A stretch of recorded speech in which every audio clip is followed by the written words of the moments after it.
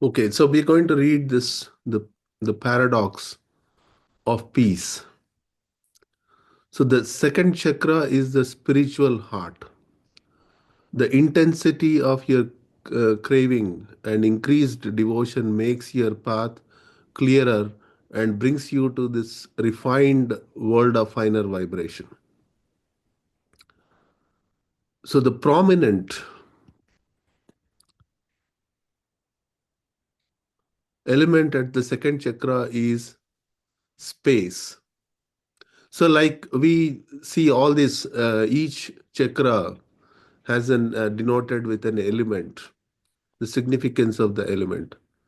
So, the second chakra is space, the primordial element of nothingness. Space represents nothingness, right? And everything is fit into space. Even if I say there is a space in this room, it's actually there is no space. It's all filled with atmosphere. So somehow the space is nothingness. That's why it can fit everything into it. So when we create the condition of nothingness within, the result is peace. So that is, I mean, here understand the definition of peace. What is peace? How do we, how can we define peace? Typically, when we come for meditation, this is, oh, I'm doing meditation for peace. So when we say peace, the idea is that we are trying to escape my current state of mind. That is our idea of peace. Once one lady, she wanted to start meditation, and she says, "Oh, a lot going in my life, and I want peace." So I asked her, when this lot started in your life. She said, about a year ago. Then I said, so you must be at peace a year ago, right? Because now all these things are disturbing you, but before they started, you must be at peace. So like that, when she came to me, she's in mid 60s, and we started going all the way back to her elementary school, and there was no peace. And Chariji used to say, peace is denied for human beings. But here is my understanding. If we know what is peace, then we can have peace. So we don't know what is peace, number one. Even in Richard Feynman, the Nobel laureate, in his book, he said, if we all have peace, we don't know what the problems arise with the peace, right? So even if I am at peace, can I really be inspired to work on things, motivated to do things in life? So here everyone talks about peace, but we don't know the definition of peace. So here maybe we can conclude from this reading the real idea of peace. So, however, many of us mistake satisfaction for peace. For example, if you miss your morning exercise routine, you feel restless all day. But when you exercise the next day, you feel satisfied. Thanks. You feel satisfied. So, most people, when they are satisfied, think they are peaceful. So, the peace at the second chakra is beyond satisfaction and dissatisfaction. See, whenever we talk about spiritual things, we are going above the opposites we know. So, spirituality is not about living within the opposites, rather, going above the opposites. So, this type of peace creates a spiritual restlessness. When there is a sense of calmness on the surface, but a deeper yearning remains. So, here, I mean, if you kind of read deep into this paragraph, So here peace is nothing but, so that is why at the second chakra the connection with the soul begins. So the nature of the soul is unconditional joy, bliss. This bliss is not some ecstasy, ecstatic expression or emotion. Bliss means it's almost a zero emotion, zero emotional state. So it's not an exuberant expression of emotion or joy. It is joy, like a steady state. So when the mind comes in contact with the soul, what is established is peace, because everything comes to balance in our state of mind. But even though now the mind, I mean, the heart starts yearning for this balance all the time, and it is not happy with the balance it has, because now it recognizes the real essence, the real state, what it brings into our life. And now we are yearning to be refining and becoming that state itself. So the idea of becoming that state truly begins at the second point. So that's why there is peace, because the connection with the soul, Atman, the joy, the bliss which it brings. At the same time, the inner is not happy with that, just with the contact. It's a handshake. It is not happy. It wants to become one. It is like love at the first sight. So it brings a different state of craving, restlessness at in the deep. So the deep inner is shaken. At the outer is all at rest because of the bliss, the blissful condition it creates. So both are happening at the same time. I'll stop here if I confused you. So please share if this is making sense to you, and or share any observations or comments.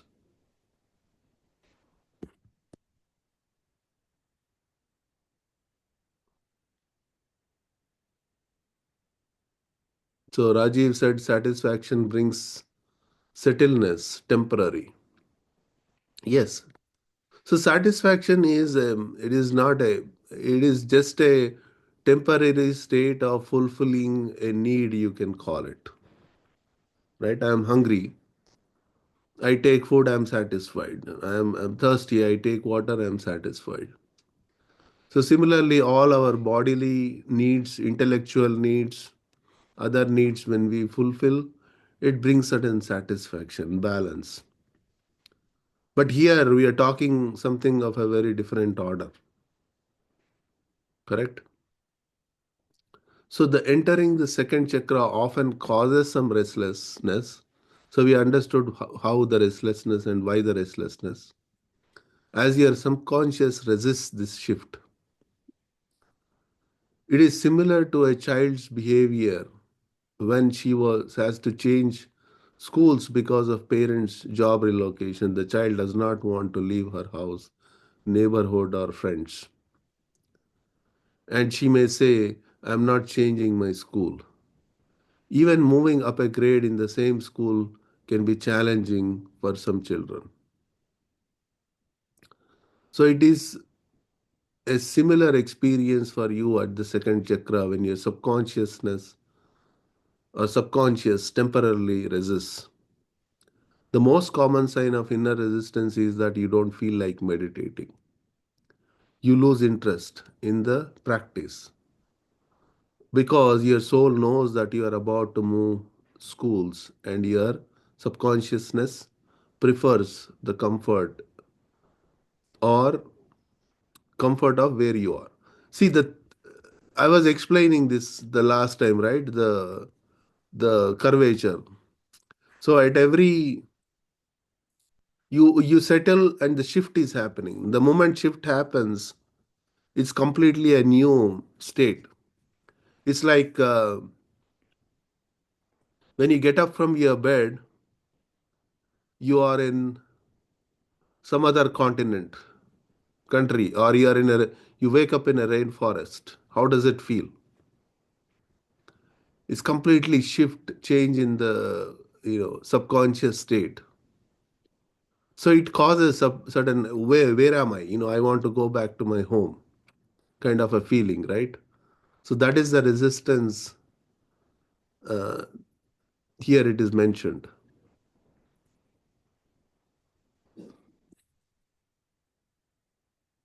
Okay.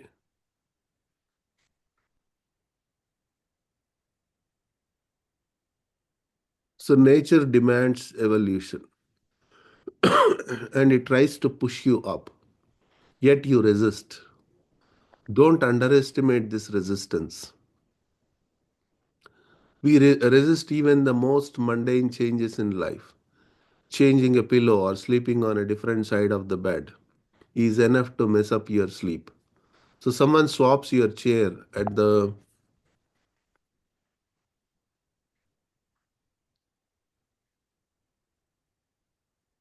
office, and it is not easy to focus on your work. A shift in consciousness is a change at a subtle level. So the resistance will be subtle but significant. If you are alert, you can pick up on this inner resistance and realize, okay, I'm about to move to the next state, next station. Many people don't, and they drop off at the stage after a few months of practice. So remember, when you don't feel like meditating, it is a sign. Call your preceptor and say, I don't feel like meditating. Can you please help? If your preceptor is not nearby or it's inconvenient for you, use the Heartfulness app and take few sittings. Also now that also now that you know you will face some resistance, you can do something about it in advance. Some meditations stand out when you feel this was a good or I was completely lost. It was such a beautiful session, and so on. In your journal, write these experiences in bold letters and add this caption. Remember this.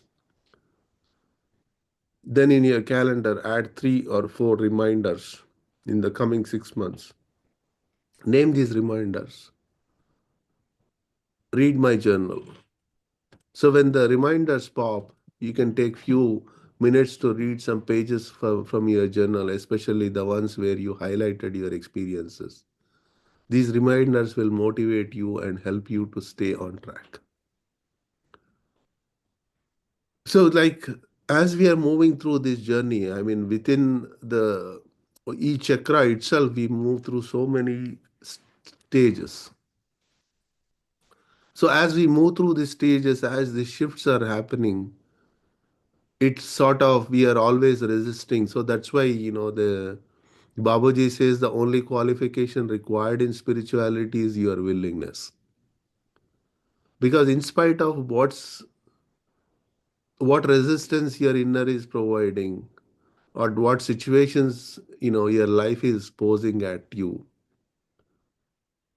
regardless, if I am willing to continue on this path, you will see the immense benefit and help coming to you. So our journey, that's why they say yatra. Yatra means journey, which begins at our second point.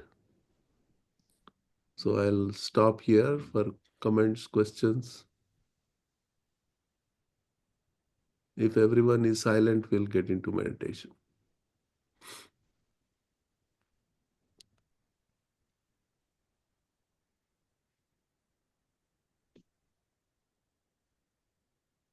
All right.